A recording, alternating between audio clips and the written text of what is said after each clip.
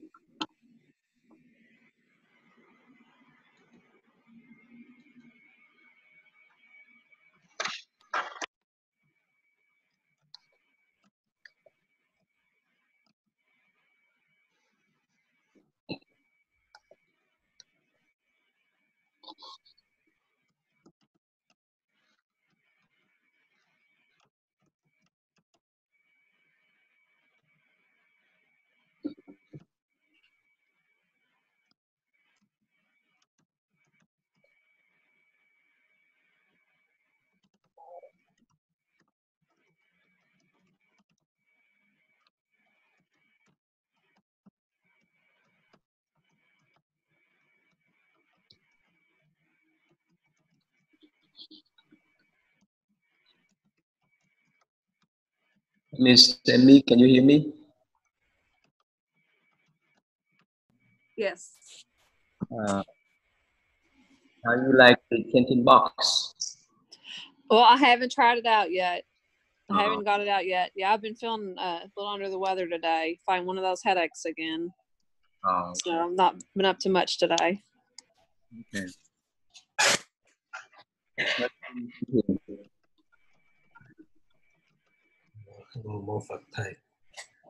Okay. All right, come up. Let us start. Okay, go ahead. Thank you. I say Namo Shri Buddha, please. Namo Sakamuna Buddha. Namo Sakamuna Buddha. Namo Sakamuna. Hi, William. Hi. Sorry for being a little late. Okay. Would you mind to type your address? I'm sorry, I didn't save the file. Can you email to me? It's better. Is this okay, William? Yes, I can do that. Yeah, email to me. Don't text to me. Yeah, Don't type it, email. email to me. Yes, Please. Tay. Thank you. Okay, let's do it again.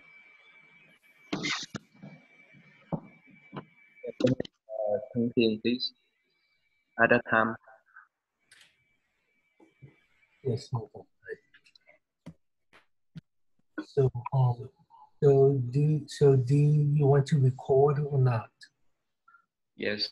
At that time. Okay. At the time, the word honor one, wishing to state his meaning once more, spoke in verse form saying, there are monks and nuns who behave with overbearing arrogance, laymen full of self-esteem, lay women who are lacking of in faith.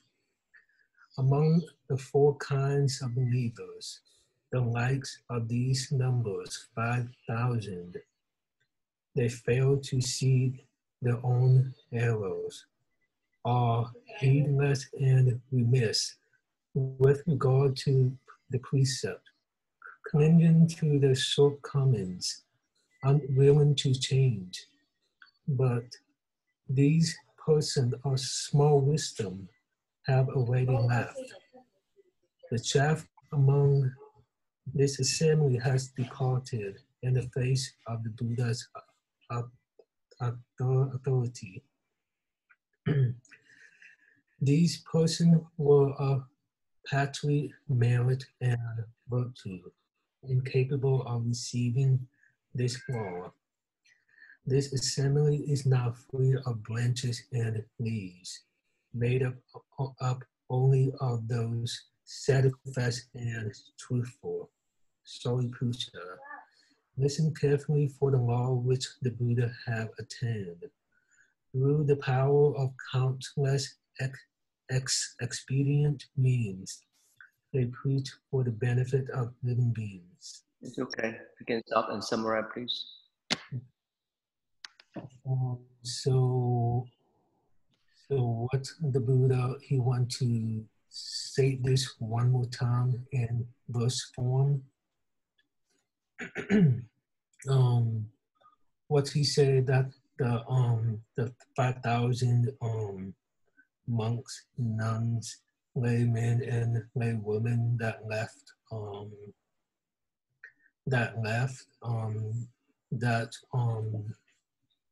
they are the one that fail to see the arrows.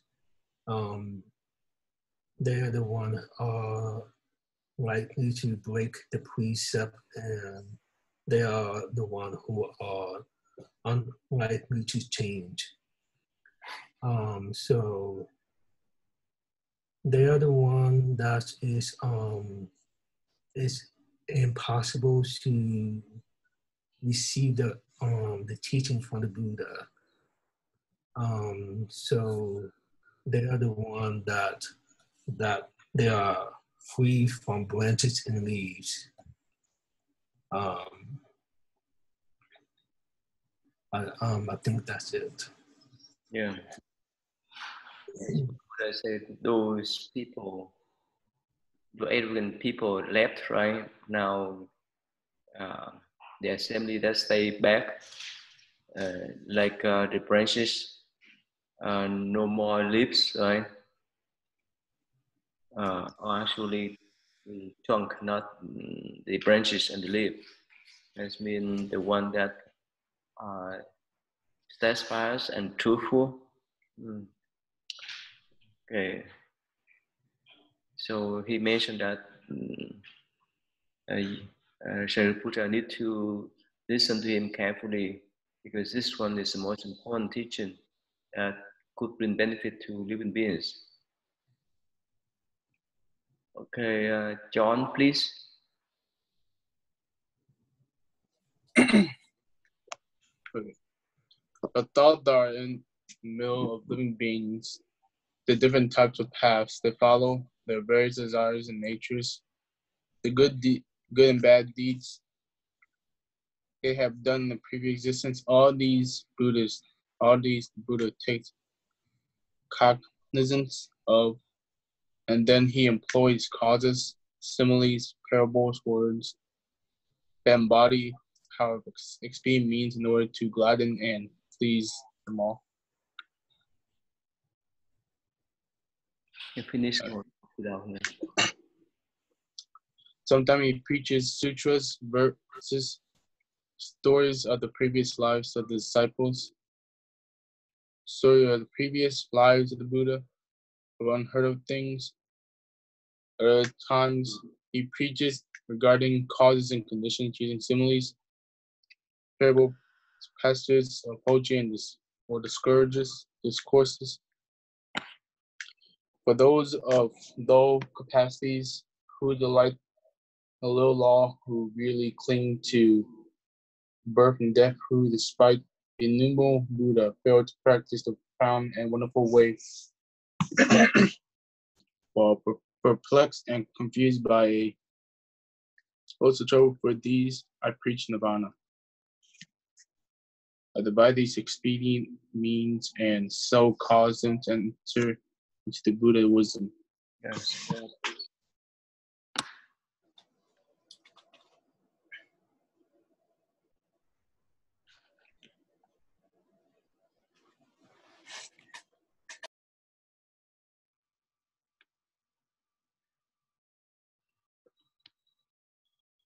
Yeah, go ahead, John. Can you summarize, please?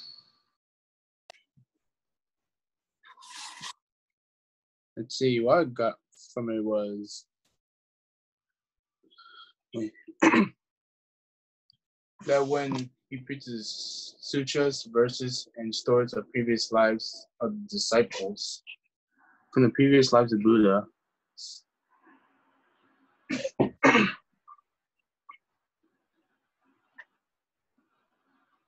I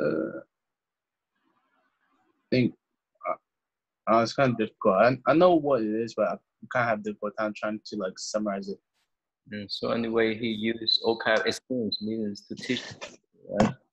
Either he used his past life story or his disciple past story or any means to teach them, so that they can realize the way. And for the one who confused or little or small wisdom, they just believe in sun path. That's why he teach nirvana, but actually he devised his experience mean to teach the sentient beings how to attain Buddha wisdom. So, yeah. So, Miss Tammy, please. Up to now, I have never told you that you were certain to attain the Buddha way.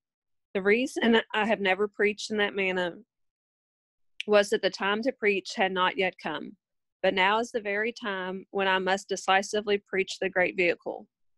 I use these 9 devices, adapting them to the living beings when I preach, my basic aim being to lead them to the great vehicle. And that is why I preach this sutra. Yeah, please. So he's saying now, rather than just having people obtain nirvana, he's preaching so that people can actually attain Buddhahood. And he's going to use, it says, 9 devices to preach to living beings. So in life too, so we need to wait at the right moment to talk to a right person at the right place too. So Thang Thiền, you know what happened if we talk at the wrong place, wrong person, and wrong Dharma? What happened then? So if we talk in the wrong place, wrong person, wrong Dharma, then they let's say if, would not be able to. let's say if you want to talk about compassion, then so what's mean by you talk the wrong place, wrong person, and wrong time? I think it's mean that at those time, wrong place, wrong time. I think it would be very difficult for them to understand the compassion. Yeah. Okay. So basically like this. So if we want to talk about compassion, we need to wait until the right moment with the right person. The right person means they willing to accept, they willing to listen. Right? If they don't want to listen, no matter what we say, they would reject and would walk away. Right place means, let's say, uh, when we sit down together, when we could have the quiet place. Otherwise, let's say if we talk about compassion on the street, on the road, it's so noisy, so no one can hear, or they may not pay attention, right? And right times, yeah, we need to talk with those people who want to listen to the compassion uh, at the right place. And right time has been not at midnight, not when they so tired, when they are in full spirit, when they when during the day, right? So everyone can have a positive mind, a strong spirit to talk about. If we talk midnight, if we talk about that principle, uh, when people are so busy, uh, there's no way for them to pay attention. So that's in life. Not talking about Buddha. He said that uh, whatever teaching he want to talk, he need to wait for the right moment. That means he would need to see whether people are sincere yet. That's why with 5,000 people left and the ones stay back, they were really sincere to listen to the teaching. And that's why he said that's the right moment for him to teach too. Okay, so yeah, William, please.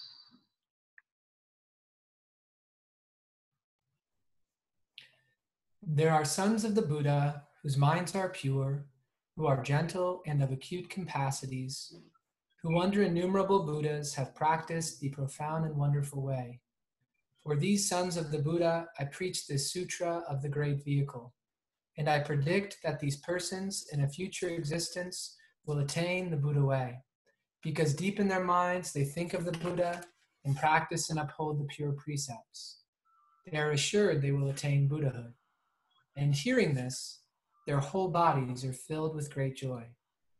The Buddha knows their minds and practices, and therefore preaches to them, for them, the great vehicle.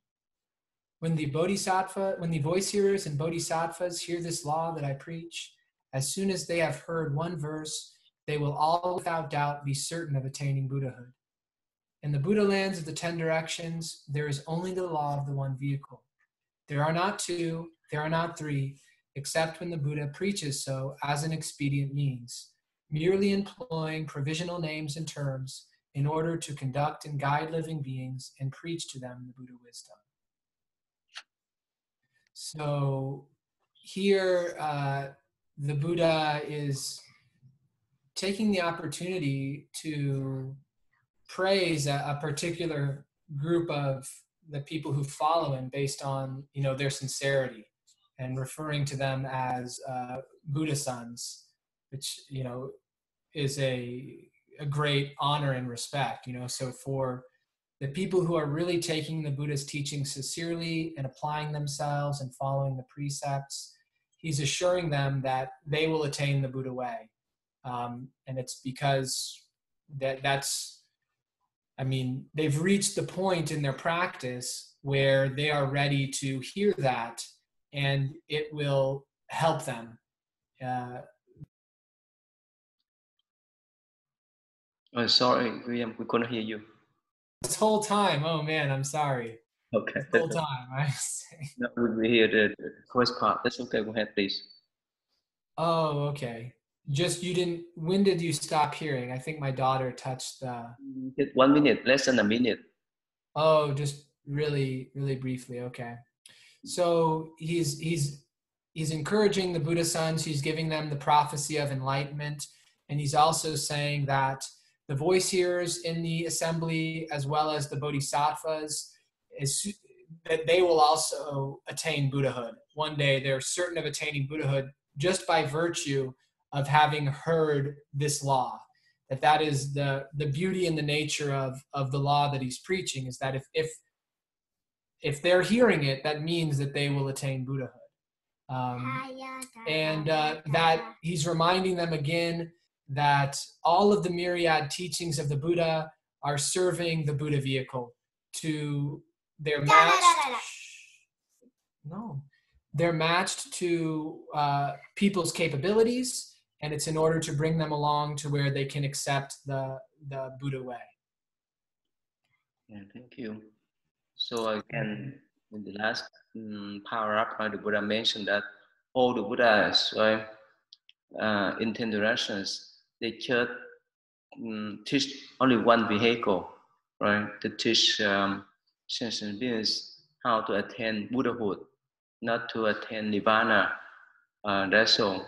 Let me tell you this. A few months ago, I went to California and met a Catholic priest, and the way he explained to me how he understood Buddhism is so pessimistic.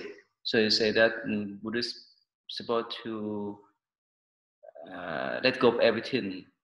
Basically, the idea is to turn away everything. They would not concern much anything about the worldly things, not much concern about other things. What do you think, William, about that kind of comment? What do you think? I think it is understandable and it reveals a degree of attachment and a degree of fear about facing one's attachments, because how we perceive the teachings say a lot about where we are in our mind and how we relate to the world.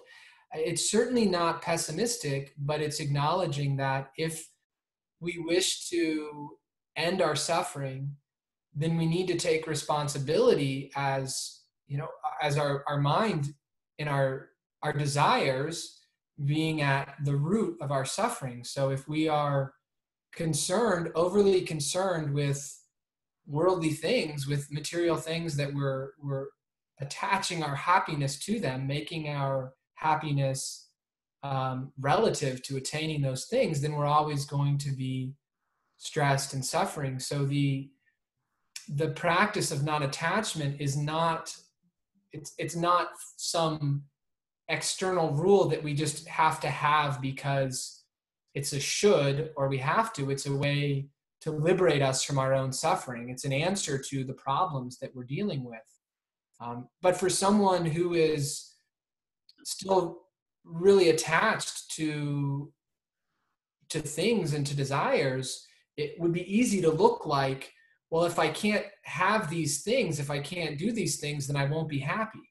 Instead of seeing it as, well, the essential nature of our mind is complete, and if we're depending upon external situations and things in order to be happy and be content and complete, well, then we never will be, because we can't control those external situations. Even if we can't control them for long. Yeah, here the things I want to mention is that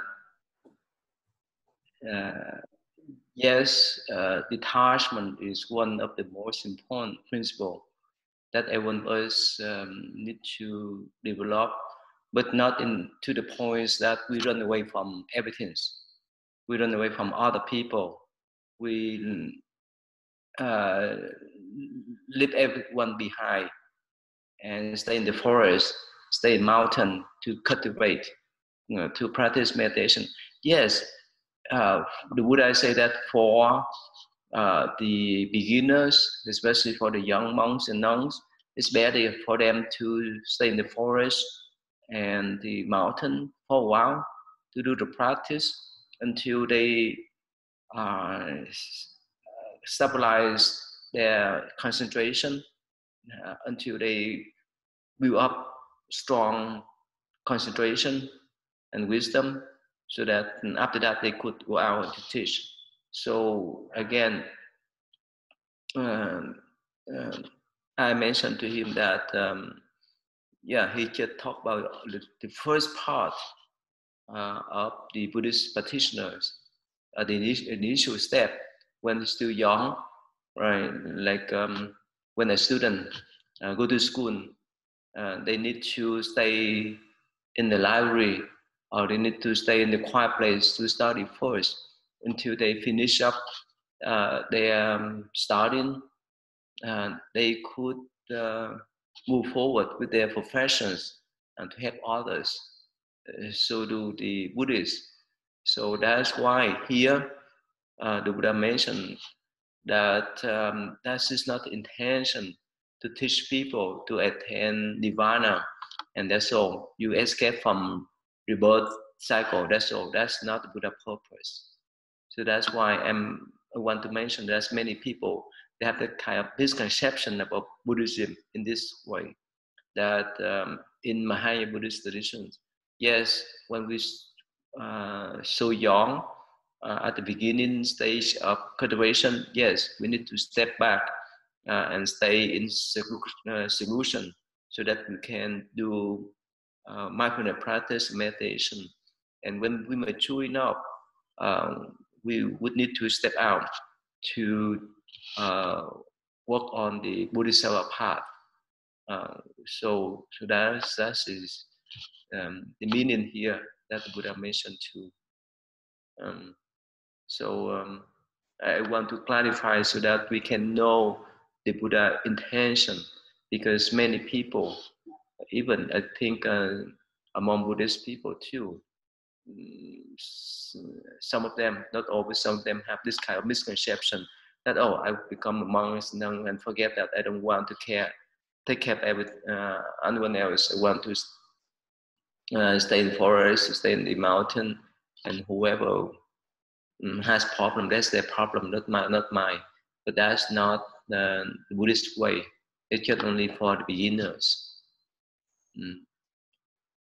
And that's why in Mahayana traditions, especially the Flower Roman Sutras, there's one portion that a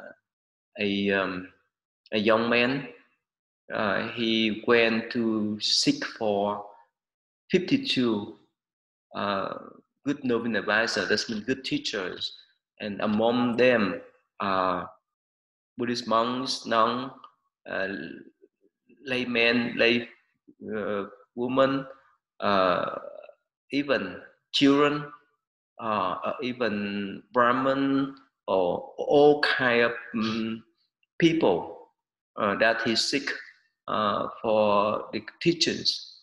So at first, for people who may not understand much about Mahayana views, it's not easy to accept. How could a person go out to teach, to seek for non-Buddhists to study Buddhism? You have that doubt? You understand, William? Yeah, I do understand that, and I think I maybe have a little bit of experience with that as well. Yeah, you can share, please, if you want. Yeah, I mean, when back in, I think the way you were talking about the misconception, I certainly, to an extent, I had that misconception when I started working with Buddhism, it was very much, I felt like I needed to extricate myself from my situation and from my relationships with my friends, with my family. I'd had a lot of negative habits that I just felt like I needed to get away from my relationships in order to do that. And I ended up getting really strict with it. And to the point of where I was trying to, I was trying to keep the 52, the Bodhisattva precepts, and really holding myself apart from any sort of social interaction. And even at a point, not even going and being involved with the Sangha as much. But I did still have some, and I ended up coming across an Indian guru, because I got so locked up internally because of how strict I was being with myself, that a Zen master had recommended I go see a counselor. And so I went and saw a counselor and got a lot of improvement from it, and really kind of helped me open up my heart and relax physically in my body. And he introduced me to an Indian guru who had this like a huge following and very charismatic personality, and was just kind of very exciting and passionate. And I feel like I did learn a lot during that time, and there were certainly helpful experiences that matured me in ways and helped me with healing. But there also came a point where I felt like it was enough, and then I eventually came back around to recommitting more deeply to my Buddhist practice, to following the Buddhist teachings, but with a greater appreciation, with less kind of dire, like when I first started, I had this kind of like, feeling on fire, like I have to immediately like do everything as much as possible. And I think it got in my own way to a certain extent, and I had to experience the consequences of that in order to grow. So when I came back around to it, I feel a greater sense of flow and ease. Yeah, thank you. How about Miss Thang Như? You have that kind of experience, or you want to share anything about this? First of all, Thầy, I wanted to take this opportunity to say my sister said she's going to be late. She has a situation at home, and so she says she will join with the class whenever it's when she resolves the situation at home. I'm online now. Oh, you're here. Okay. Okay, thank you. No, we grew up in a Buddhist family, and however, my parents weren't as devout, were not practicing as much. So both my sister and I learned Buddhism from our grandmother first, and then from the two aunts that followed in my grandmother's footsteps, of whom you know one very well and one you know so. But that's, we learned based on tradition. So, but I think in every person's experience, you have to walk your own path, and you have to reach your own comfortable conclusion as to how you want to practice most comfortably so that it pertains to your situation. I don't think that going in a rigid, restricted path is necessarily an appropriate path, but even the Buddha had attempted that path, and it was so extreme to him, and that's how so that's why the middle way is always what I quote now is, or I use that as reference, is you don't want to be too lax, but you don't want to be too strict. You want to be able to follow a discipline and make it comfortable for you so that you can pursue this for a long time. I don't want to pursue this for a short period of time. I want this to be something that would be able to help me guide myself through the rest of my life, and possibly something that I can also teach to my children as well. I don't want to be too rigid or to be too strict in my practice or in my discipline, but whatever it is that I want to do, I want to be very sincere. And when I say that is that I try to read the sutra every day.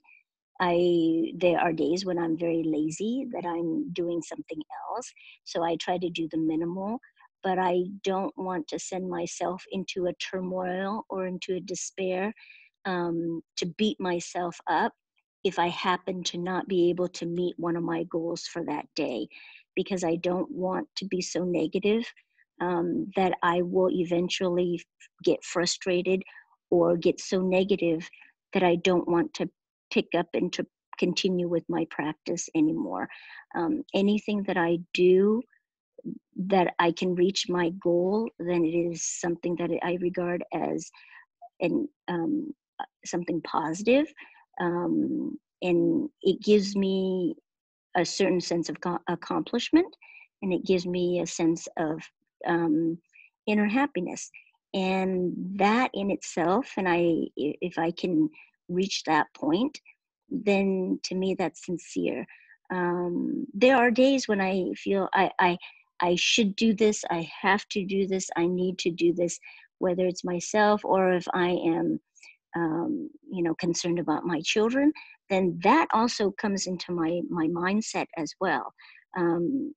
It's not perfect, but I try to keep it consistent so that I can prolong it so that I can prolong my practice indefinitely. And I plan to do that for the rest of my life. And I need to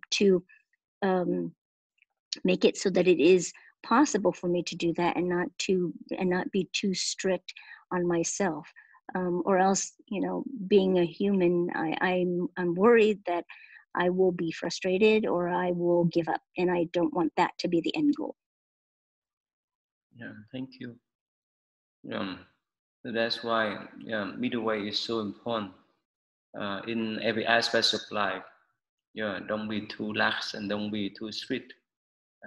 As much as we enjoy things we were doing, we would do it more frequently. How about Miss Thăng Tư? What's your view about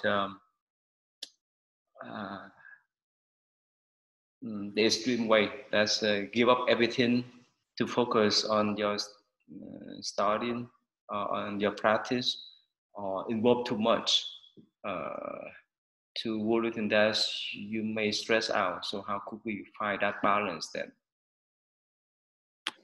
Yes, Tay. So what my sister said is mostly correct of my view.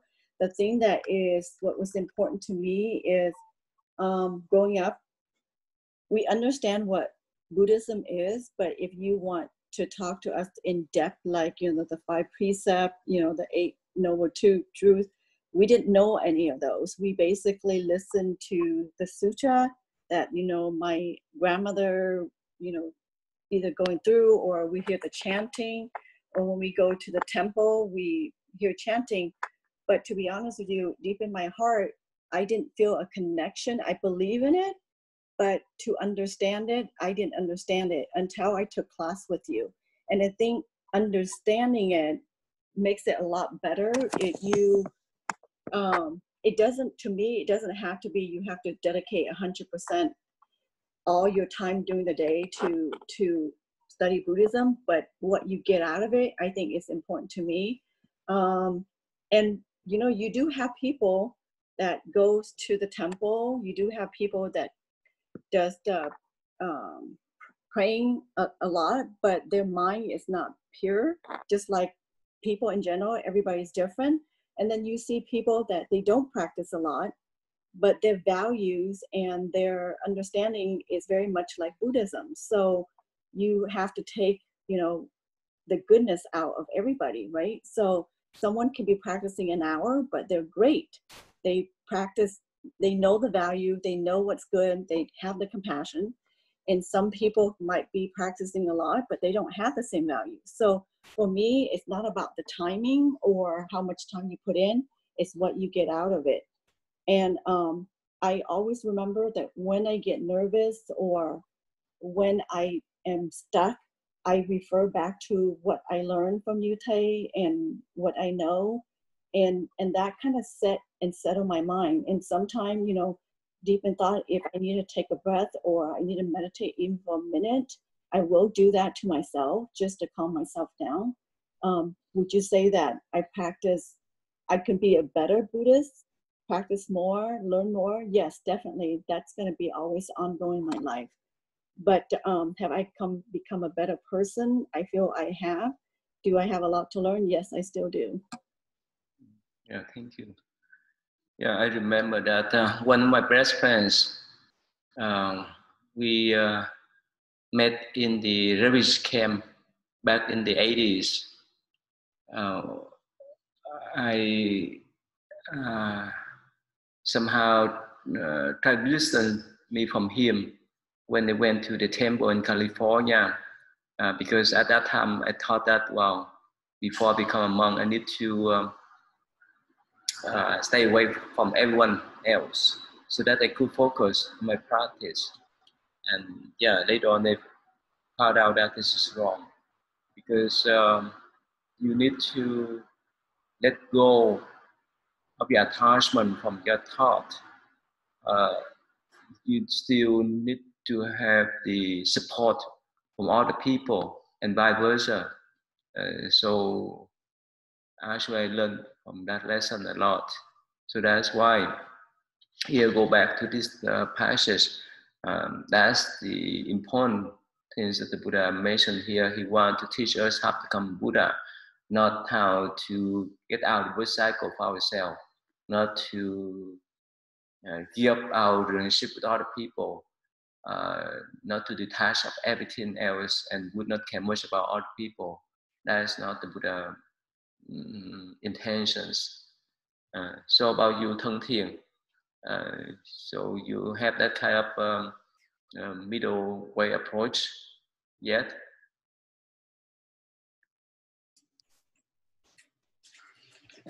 What I think is by letting go of something that we attach too much and we think about too much, it would be very difficult for us to focus on something that we really want to attain. But I think is we have to set those attachments aside and just put our mind into focus, and we study them. We study them a lot. So that's a way we will be able to attain whatever we want to attain.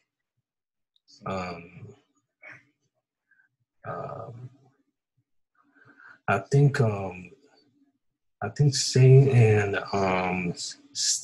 the forest or mountain is the way that we can train our mind, so that our mind will be peaceful and calm, so that we can be able to go out and teach people. But so if we don't do that, then when we go out and teach people and people won't be able to understand us, people won't be able to accept our teaching, because our mind is still jumping up and down. So I think we need to train our mind in order to teach other people. You need to find balance, right? Yes. Henry, you understand what we discussed about the middle way? Yeah, I understand. It's hard though. It's difficult for me because with me, I feel like I started letting people go, like negative people that are around me and stuff. And then once I started letting those people go, that's when I was able to come towards Buddhism. And then when I started to get a better understanding of everything that was going on, it just led me to want to like cut more negativity out. And then when you look around, it's like barely anybody's left. And then not having a social media, you know, everybody's on social media and not having any part of that. And with the virus, then you look around and it's like there's, you know, hardly anything. So I definitely understand, but I guess it's kind of hard not to kind of want to let all that negativity go. So we try to find the balance. And so again, at the end of the day, we are the one who determine whether we have parsed the negative mind. Not all the people we can control other. Only thing we can control, the only person we can control is ourselves. So we cannot control them. So whether they parse the negative, we can say that that's their business. So important is how to maintain that kind of positive spirit in our mind. This is more important.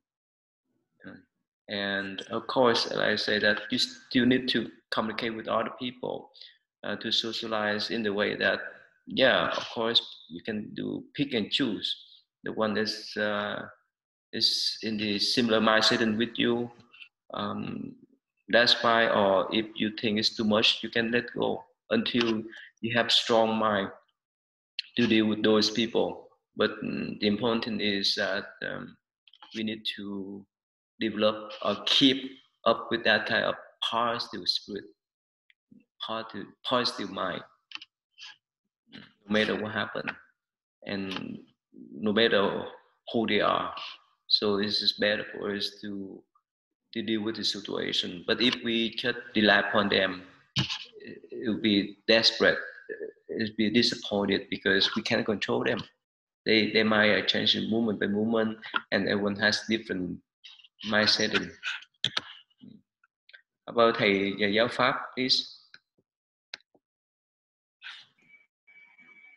Yeah, no problem. Yeah, everybody give a very interesting contribution. Yeah, I remember that when I was a layman, about 1996, I started vegetarian, and I also very sincere in seeking for Buddhism, and I also strict myself so much, and that's why I let go most of my my school buddy. We are very close friends, but you know what? At that time, I think that because if I hang around with them, I could not be able to maintain my practice. It's very tough for me. I think at the beginning, we are very weak, right? We are very weak, and we have to choose with the way it helps us to have more positive instead of negative. So, but now when I look back, just like Tammy said that, well, looks funny no more. We let them, most of them go, but it's very tough to reconnect with them once we let them go. So, so at the beginning, it's really tough. But even though now you understand Buddhism well, but those friends, it's no, well, we want to reconnect. It's not that easy. In Buddhism, to keep the affinity, that means the connection we have with them, even good, either good or bad, we want to maintain it always in a positive way. We never want to create any negative affinity. But when we do that, it's very tough to reconnect. So yeah. So actually, for this before the pandemic. I mean, that like last year, we made the plan that this summer we spend more time for our own practice in Corden, in the quiet place. But somehow it turned out that because of the pandemic, we're so busy to set up online teachings for the youth almost every day, and we more busy than the more normal times. But we accept that because this is the opportunity for us to share Buddhist knowledge with the youth. And also we're going to have after school program, online up online after school program, that we give our youth to help them to do homework as well as learning more subject. And on the top of that, we meditation, a Buddhist story. So basically, that's experience mean for us to help those young people because now they could not go to the temple to study. So that's why we have this type of environment, a virtual environment for them to learn more about Buddhism. Yeah. Okay. Anyway, but Miss, can you read please? Yes, Tay. Oh, hold on. The Buddhas appear in the world solely for this one reason, which is true. The other two are not the truth. Never do they use a lesser vehicle to save living beings and ferry them across. The Buddha himself dwells in this great vehicle, and adorned with the power of meditation and wisdom that go with the law he has attained, he uses it to save living beings. He himself testifies to the unsurpassed way, the great vehicle, the law in which all things are equal. If I used a lesser vehicle to convert even one person, I would be guilty of stinginess and greed, but such a thing would be impossible. If a person will believe and take refuge in the Buddha, the thus come one will never deceive him, nor will he ever show greed or jealousy, for he has rooted out evil from among the phenomena. Therefore, throughout the 10 directions of the Buddha alone is without fear. I adorn my body with the special characteristics and shine my light upon the world. I am honored by numberless multitudes, and for them I preach the emblem of the reality of things. So the Buddha is saying that he treats everyone the same way. The opportunity is there for every person. He will not be selective of anyone, even though the potential in each person is reliant and dependent upon that person. But the vehicle that is there is available for everyone. For those who are less ready in the beginning, then he breaks that down into increments. He teaches step by step by using the expedient means or the skillful means. But if you take the refuge in the Buddha, he will bring you to the ultimate goal, which is to acquire the wisdom and to become a Buddha in the end. And yes, he says that he is not stingy, he is not selective, he is not greedy. He shines himself, the light onto, and shines it upon everyone, so that way the phenomena reaches out to everyone, and anyone who is willing to take up and to take the refuge and to learn, then it is available to them. Yeah, thank you.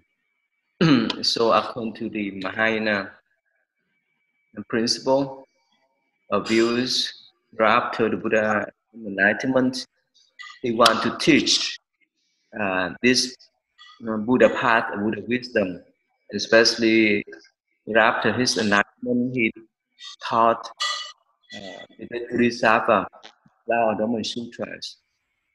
But later on, because of the celestial king request, so he used as means to teach others the Four Noble Truths.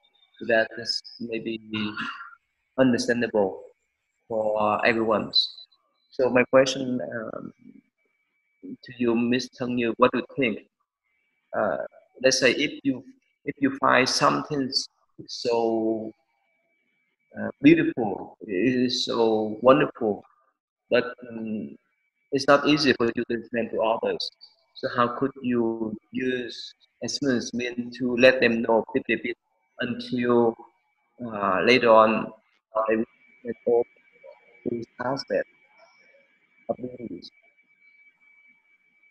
Can you repeat the last part, Tay? I didn't catch the last part. So I got, if there is something that is so extraordinary, and I want to explain that to people, how would I be able to approach it? Is that the main question? Yeah, but at first they may not understand.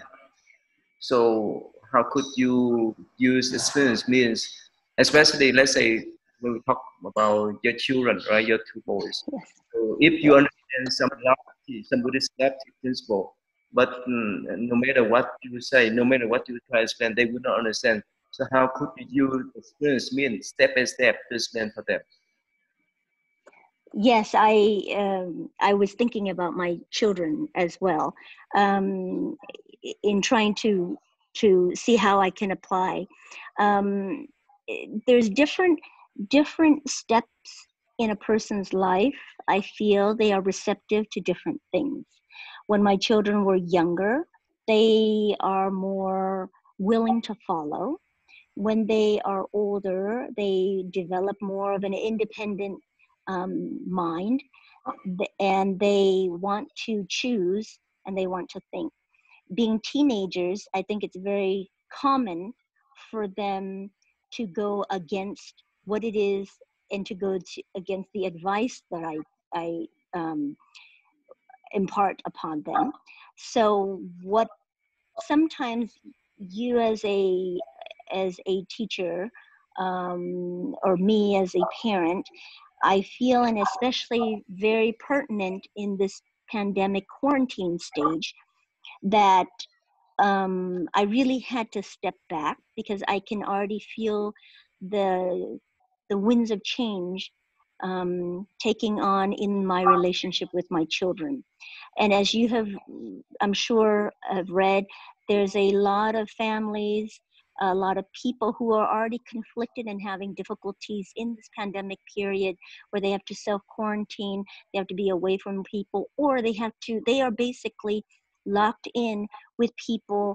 And regardless if you get along well or not get along well, at a certain point, your patience and seeing the same people and interacting with the same people, you reach a point of impatience, and you reach a point of being fed up at seeing the people. And I've tried to be very, very mindful of that, because my boys are 17 and 18.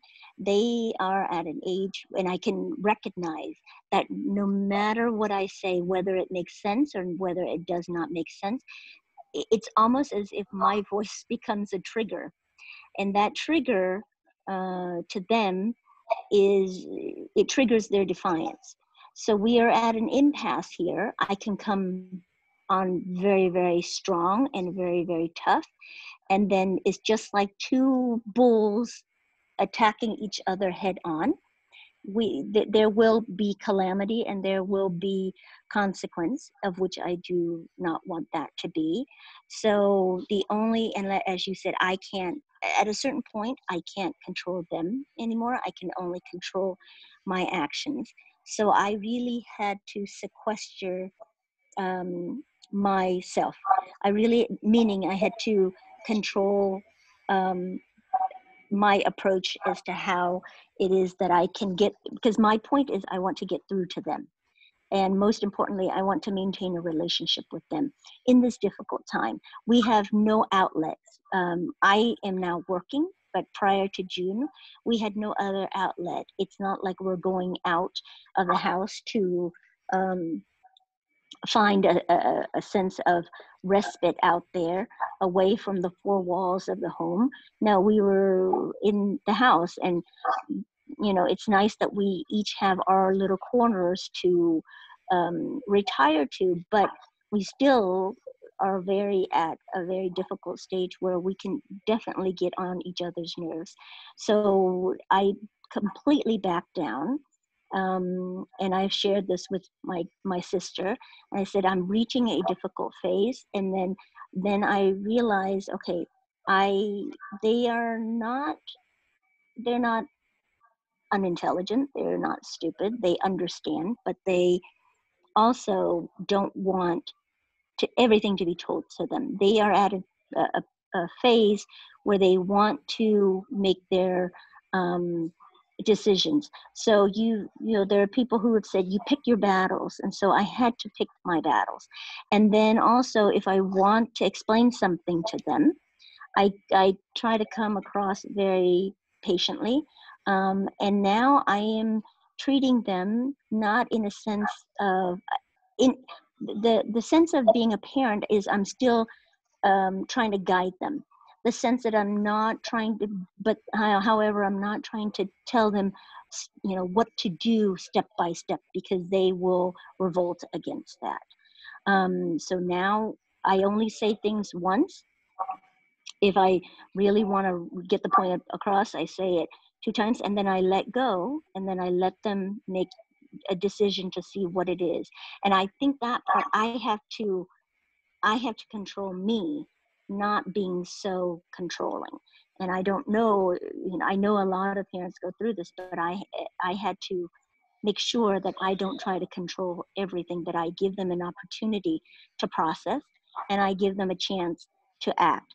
There were incidents where they had to be responsible, and they've proven to me that they were able to problem solve, and that was very comforting to me. And it gave me a chance to realize that they, away from their parents, away from me telling them what to do, they will know what to do anyways. So to answer your question, let's say I have a message, or I have a lesson, or so now I still tell them, but I don't spoon feed it to them, and I don't force it to them. And I have to accept that if they don't follow my directions, or if they don't follow my advice, the consequence will be, it is what it is. But they seem to be at an age where if they suffer the consequence, they learn that lesson even better. And that is the risk that I have to take. And, you know, and as you say, if there is something so wonderful and so beautiful, I feel if I do my due diligence, then I give them an opportunity. And if their karma is sufficient, one day that they will eventually get the whole lesson. If not, they can take a little bit of a lesson, a little bit at a time, a little bite at a time. And hopefully they will come to the end conclusion as I wish for them to. Yeah, thank you. So, thank you. Thanks for your detailed explanation. I see that we can relate to the Buddha, how he used experience mean to teach us little, step by step, until we mature enough to accept 5,000, can you imagine 5,000 students left him while he taught this teaching. And imagine that, you know, why we left the room. Sometimes if we could not hold or maintain our concentration or determination to extend whichever we want to say, we may feel that they put us down. But for Buddha, this is no problem at all. So again, we can relate how we are as a teacher, how we are as parents, are guided to guide our younger children, young students in the same way as the Buddha guide us step by step. So how about Ms. Thân Từ, you want to share anything, how you impact or share something with your daughters or other people, especially at work? Yes, Tay.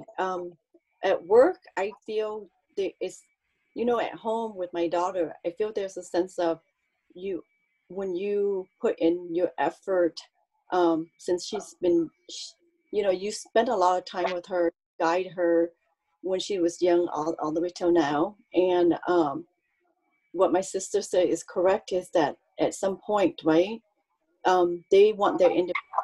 They want to be able to solve things on their own. They don't want to be reminded. I think that's the important thing, is they're already in the back of their mind, they already think that when a parent speak up, that mean they're trying to teach us or they're trying to tell us what to do. It's automatic.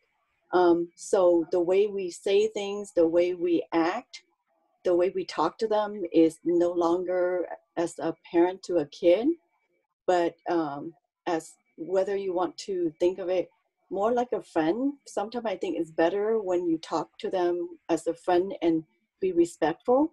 And not everything that you talk is about telling them what to do or how to do things better, because that's not what they want to hear. They want you to feel like they want to have fun or they want to be happy around you. So you have to have a balance, right? So you want to make sure that when you talk to them, maybe you talk to them about their friends or how things doing with them personally, or pick something that's interesting or find activities that you can do.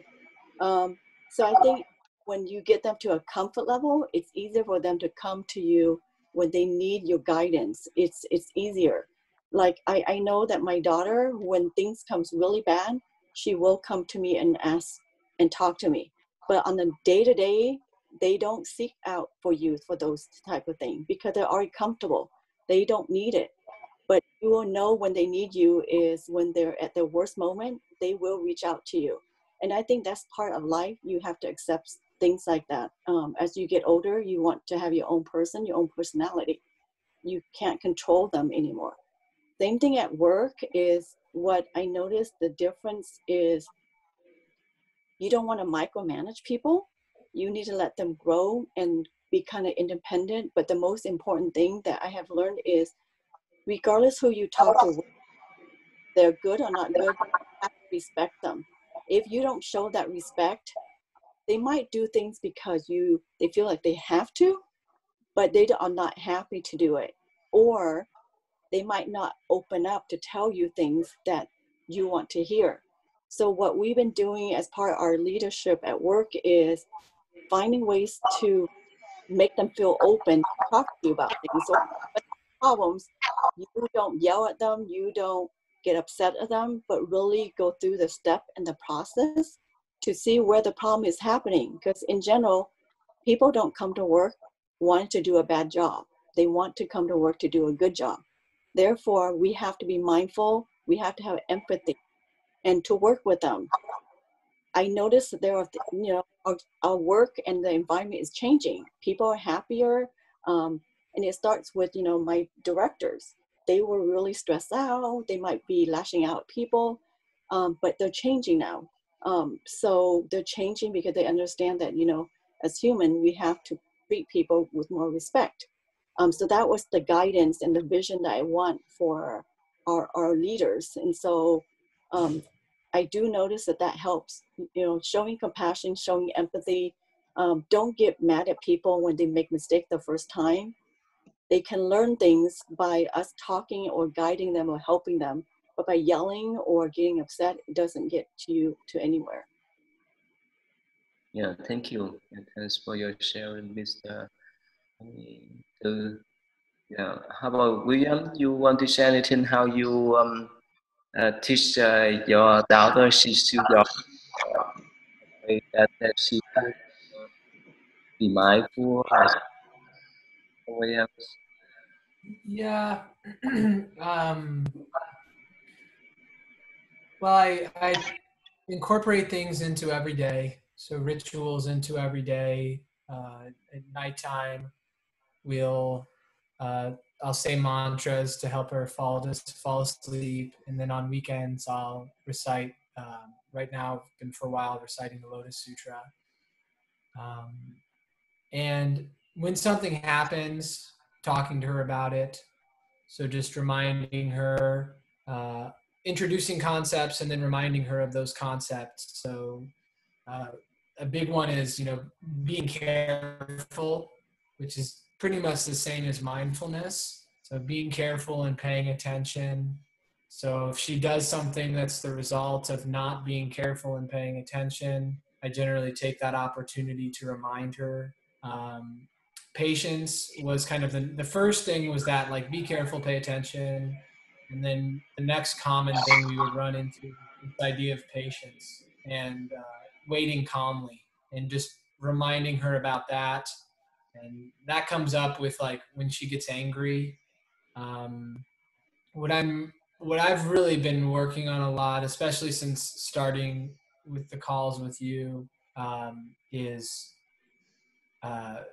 not resorting to anger or forcefulness, but demonstrating the patience myself, and being a little bit more tolerant, but still being kind of persistent and firm in my reminders of what appropriate good behavior is.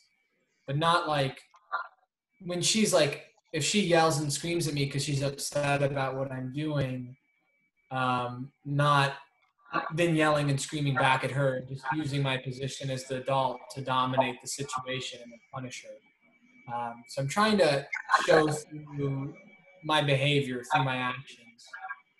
And then one of the most recent ones was that she's learning to read and she's learning to do some math, talking about, like, focus or diligence and being sincere in what she's doing. Because I'll have to regularly remind her of that, because she just wants to play. She just wants to be silly and play and have fun.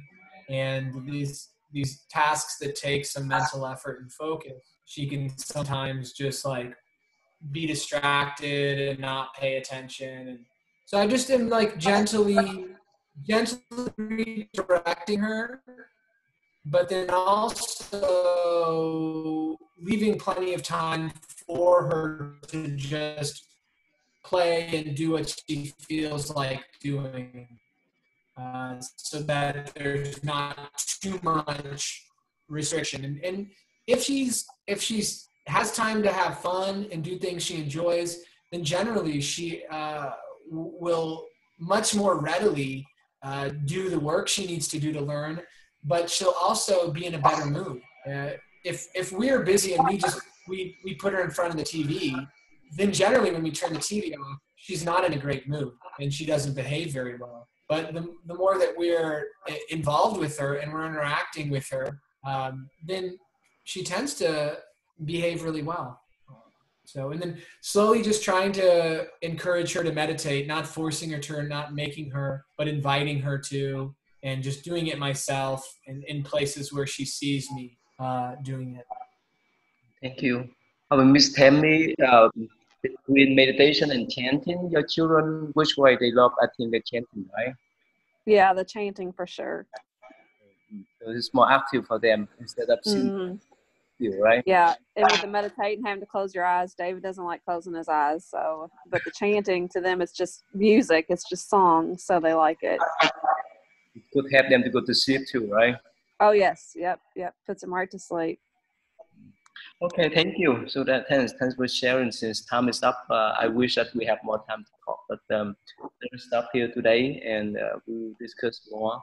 So again, let me sum up. You see how the Buddha used some experience means instead of teaching us everything at first, he break down step by step to guide us. Otherwise, if he mentioned that everyone can attend Buddhahood, can become Buddha like me, I want to be scared, right? So that's why I break down the factors or the principles so that we can understand little bit, like the way that we guide our own children, our students. And okay, so let's us finish up today then. Go ahead, something, and you say Namo something. Namo Sakyamuni Buddha. Namo Sakyamuni Buddha. Namo Sakyamuni Buddha. All right, thank you. Let's see you next Saturday. Thank you. Thank you, Tay, and everyone. Thank you all.